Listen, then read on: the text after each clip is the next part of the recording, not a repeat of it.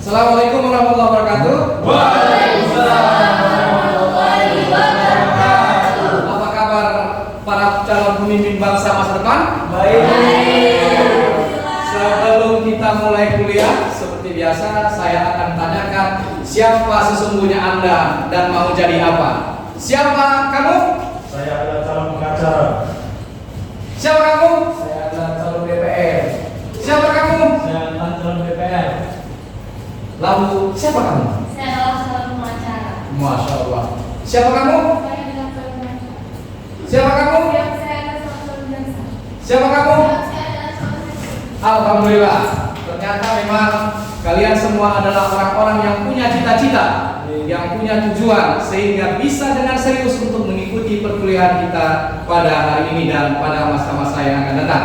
Baik, kita mulai perkuliahan kita pada pagi hari ini. Kita masuk kepada pertemuan kedua, yaitu dengan mata kuliah peradilan tata usaha negara. Ya, sudah siap ya? Baik. Sebelum kita mulai perkuliahan ini, tentu saya akan mereview perkuliahan kita yang minggu yang lalu. Maka hari ini saya tanyakan kepada kalian, apakah yang dimaksud dengan peradilan tata usaha negara? Untuk memberikan perlindungan kepada masyarakat dan administrasi negara secara hukum. Oke, untuk apa peradilan tata usaha negara itu ada di negara kita? Untuk menyelesaikan sengketa tata usaha negara di tingkat pertama. Baik, ada lagi? Untuk mempertegas kemampuan negara hukum di Indonesia. Baik, apa rupanya ciri-ciri negara hukum itu? Adanya aturan, yaitu pemisahan kekuasaan, Oke. pemerintahan berdasarkan undang-undang, adanya peradilan administrasi. Baik, berarti jelas ya. Posisi peradilan tata usaha negara itu untuk memperjelas keberadaan bangsa Indonesia ini yang mengatakan adalah negara hukum, ya. Di mana itu terdapat? Di dalam Undang-Undang Dasar? Alhamdulillah, berarti apa yang saya sampaikan pada minggu yang lalu sudah kalian terima dengan baik. Lalu ketika kita berbicara tentang peradilan tata usaha negara, tentu kita akan mengerti dulu, kita akan tinjau dulu di mana sesungguhnya keberadaan peradilan tata usaha negara di dalam sistem peradilan di Indonesia, ya. Baik, keberadaan peradilan tata usaha negara dalam sistem hukum Indonesia itu menjadi dasar hukumnya adalah Undang-Undang Dasar tahun 1945. Ada yang tahu pasal berapa? Pasal 24 ayat 1. Artinya Kekuasaan kehakiman merupakan kekuasaan merdeka, sedangkan ayat 2 kekuasaan yang diadili oleh Mahkamah Agung. oke. Artinya dengan pasal itu jelas dikatakan bahwa yang mengurus atau kekuasaan peradilan di Indonesia itu di bawah Mahkamah apa ya? Kekuasaan kehakiman. Siapa yang apanya kekuasaan tertingginya apa? Mahkamah Agung. Udah keren. Artinya sudah mantap lah ini. Berarti sudah bisa kita mulai ya. Baik, pendahuluannya saya kira cukup. Kita lanjutkan dengan materi hari ini. Kekuasaan kehakiman, pasal 24 tadi sudah disebutkan, ayat 1 menyatakan kekuasaan kehakiman merupakan kekuasaan yang merdeka untuk menyelenggarakan peradilan guna menegakkan hukum dan keadilan. Bisa dijelaskan apa yang dimaksud dengan merdeka di sini?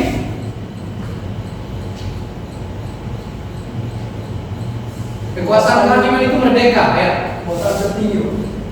Oke, ada yang lain? Merdeka itu apa merdeka? Waktunya bebas untuk menyelenggarakan peradilan. Berarti siapapun itu bisa menyelenggarakan Kekuasaan. Oke, baik. Kekuasaan merdeka itu maksudnya bebas dari intervensi. Bebas dari intervensi lembaga manapun. Bebas dari intervensi lembaga legislatif, lembaga eksekutif, atau lembaga kekuasaan yang lain. Artinya kekuasaan kehakiman itu tidak boleh dipengaruhi siapapun. Menurut Undang-Undang Dasar pasal 24, ya. Jadi kalau ada yang mencoba mengintervensi peradilan, apa yang dilanggar? Ya undang-undang dasar tadi lah. Ya, pasti itu dianggap melanggar undang-undang dasar. Ya, baik. Kekuasaan kehakiman dilakukan oleh sebuah mahkamah agung dan peradilan di bawahnya. Ada yang bisa bantu lembaga peradilan yang berada di bawah mahkamah agung?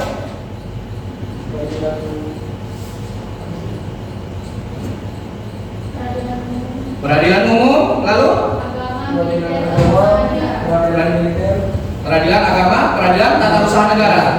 Sudah tahu semua fungsi 4 peradilan ini ya? Peradilan umum untuk apa? Untuk sengketa apa? Pidana dan perdata. Lalu peradilan agama? Sengketa waris. Ya, kalau nggak ada sengketa nggak perlu peradilan. Tapi yang ditangani adalah sengketanya. Ya, lalu sengketa waris,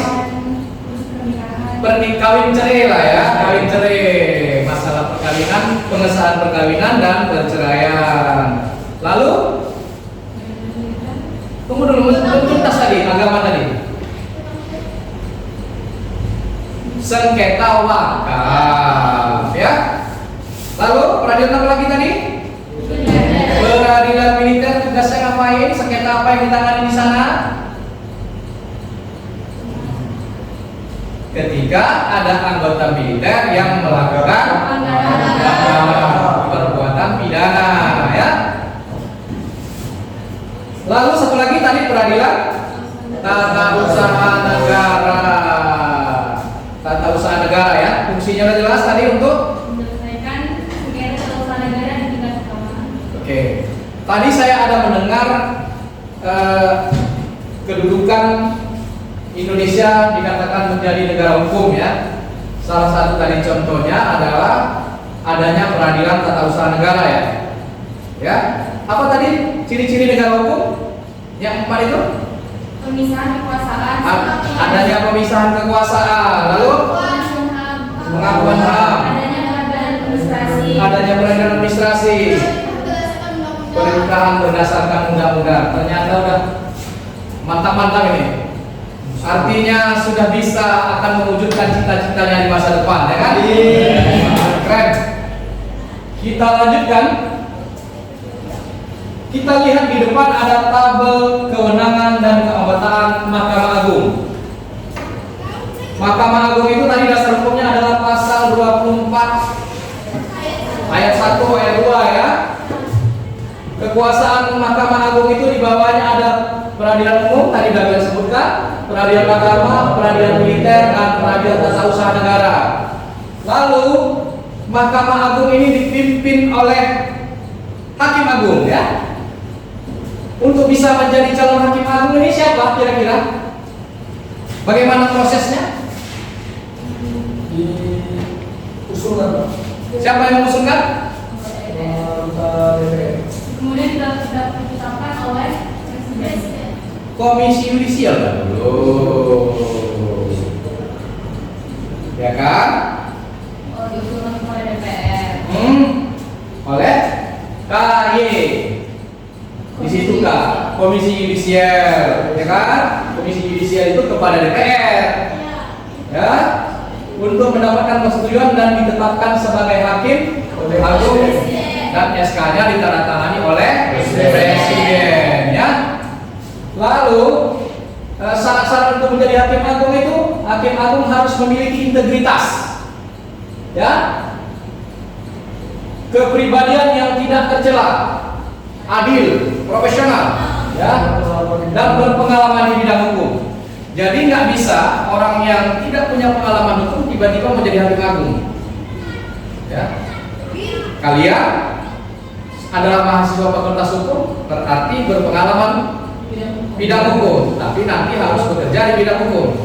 Setelah tiba masanya, cukup syarat bisa menjadi hakim agung. Itulah saya tanya tadi. Tapi nggak ada tadi yang bilang mau jadi hakim agung ya. Yang saya tanya siapa kamu? Tadi nggak ada yang bilang mau jadi hakim agung ya. Mudah-mudahan dengan selesainya kuliah ini ada yang berpikir untuk jadi hakim agung ya. Keren. Lalu apa kewenangan dan kewajiban Mahkamah Agung itu? Berwenang mengadili pada tindak kasasi menguji peraturan perundang-undangan di bawah undang-undang terhadap undang-undang. Oke. Lalu Mengajukan 3 orang anggota hakim konstitusi. mengajukan 3 orang anggota hakim 3 orang anggota hakim konstitusi. calon hakim konstitusi. Hakim konstitusi itu ada berapa? 9. 3 dari Mahkamah Agung, 3 dari DPR,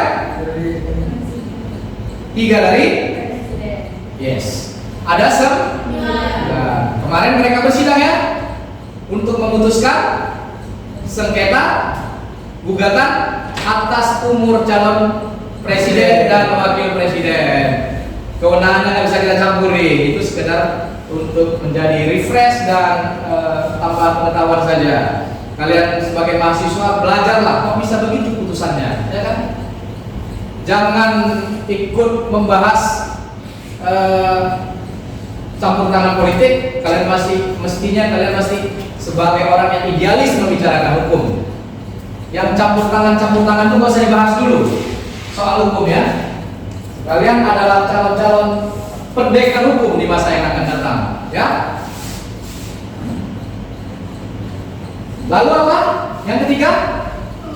Memberikan pertimbangan kepada presiden memberi gerasi dan rehabilitasi. Iya, rehabilitasi. Gerasi itu adalah haknya presiden untuk memberikan pengampunan pada orang yang sudah putusannya sudah ingkrah. Contohnya siapa? Jessica Kumala Wongso. Tapi dia tetap mengatakan dia tidak bersalah sehingga tidak memenuhi syarat untuk diajukan gerasi. Syaratnya adalah sudah mengaku bersalah dan minta maaf. Kalau nggak mengaku salah kan cuma mau minta maaf. Gerasi itu harus sudah ingkrah, mengaku bersalah dan akhirnya minta maaf. Maka presiden dengan berbagai ketentuan yang berlaku nanti akan memberikan gerasi. Itu jika dikabulkan, kalau tidak itu haknya presiden ya. Rehabilitasi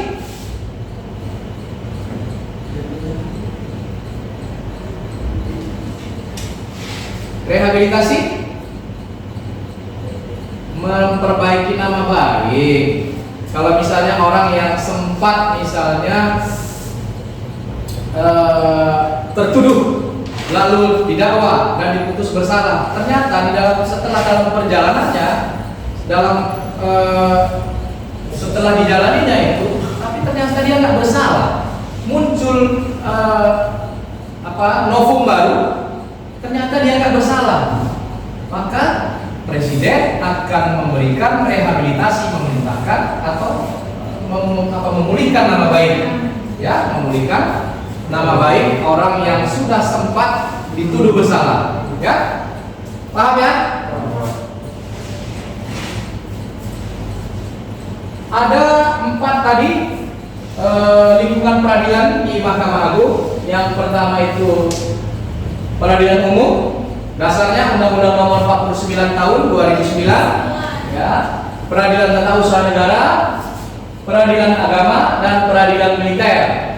Peradilan umum itu apa saja yang ditangani sengketanya?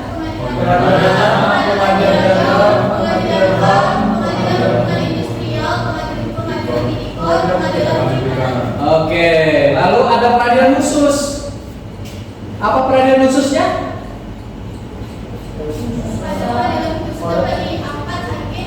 Peradilan khusus itu mengadili hal-hal yang bersifat khusus.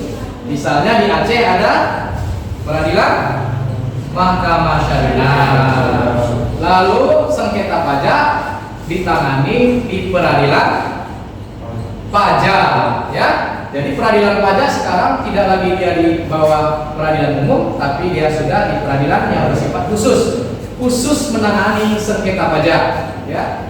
Kalau ada orang yang berkeberatan dengan keputusan Direktorat Jenderal Pajak mengenai pajak, dia bisa menggugat ke peradilan pajak. Tapi sebaliknya, jika ada orang yang menolak membayar pajak, peradilan pajak bisa melakukan pejabat pajak bisa melakukan gugatan sengketa di peradilan pajak. Sehingga putusannya bisa bersifat eksekutorial, bisa mengeksekusi, ya, bisa mengambil harta, menyita harta orang yang pengembang pajak itu. Keputusannya bersifat eksekutorial, ya. Pada pengadilan khusus dapat diangkat hakim ad hoc, ya, untuk memeriksa. Ya, hakim ad hoc tadi apa? Sementara. Setelah peristiwanya selesai, itu bisa dibubarkan. Contohnya lagi lembaga yang ad hoc apa? KPK. Jika di negara kita tercinta ini sudah tidak ada lagi korupsi, maka KPK sudah tidak perlu ada lagi di negara kita. Tapi selagi korupsi masih ada, ya tentu KPK masih diperlukan di negara kita Indonesia yang tercinta ini, ya. Ada yang nggak cinta dengan Indonesia? Cinta, ya. Oke, baik. Mana tahu ada yang nggak cinta dengan Indonesia? Pasti kita harus cinta dengan negara kita ini. Kita lahir dan besar di Indonesia, makan dari Indonesia, tidur masih di Indonesia, ya. Dan mati nanti mungkin ditanam di Indonesia. Jadi tidak ada alasan kita untuk tidak cinta Indonesia, ya. Baik. Kekuasaan kehakiman di lingkungan peradilan tata usaha negara itu induknya tadi yang paling tinggi itu Mahkamah Agung. Tapi sebenarnya kita melihatnya dari bawah. Kalau dari gambar ini, peradilan tingkat pertamanya berkedudukan di ibu kota kabupaten kota, ya, ibu kota kabupaten kota. Tingkat pertamanya. Lalu jika terjadi banding, ada orang yang tidak puas dengan keputusan tingkat pertama, bisa melakukan banding. Banding itu di atasnya. Lalu untuk tingkat kasasinya adalah Mahkamah Agung, ya. Lalu kedudukannya jika kita lihat di Sumatera Utara, ada yang tahu kantornya di mana? Bukan. Peradilan tata usaha negara ini itu peradilan militer. Peradilan tata usaha negara di Medan ini arah pajak Melati. Bukan. Sakura Raya. Asam Kumbang dekat ternak buaya, ya. Disitulah kantornya. Nanti mungkin kalian akan dibawa saat nanti praktek klinis kepada 3 peradilan: peradilan agama, peradilan tata usaha negara, dan peradilan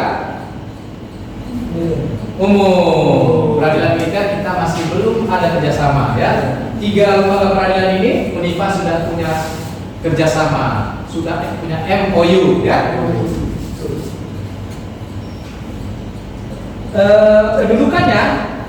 Kedudukannya tadi biasanya untuk saat ini, karena saat ini belum seluruh kabupaten kota ada peradilan tata usaha negara. Biasanya, ya, kalau di kantor peradilan tata usaha negara yang di sini, tapi di tempat lain juga saya kira begitu.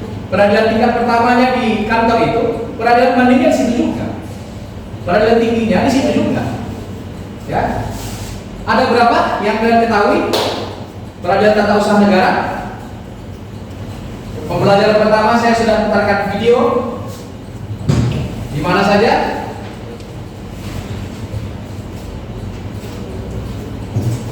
Di Pangkal Pinang ada. Di mana lagi? Di Medan sudah ada tadi.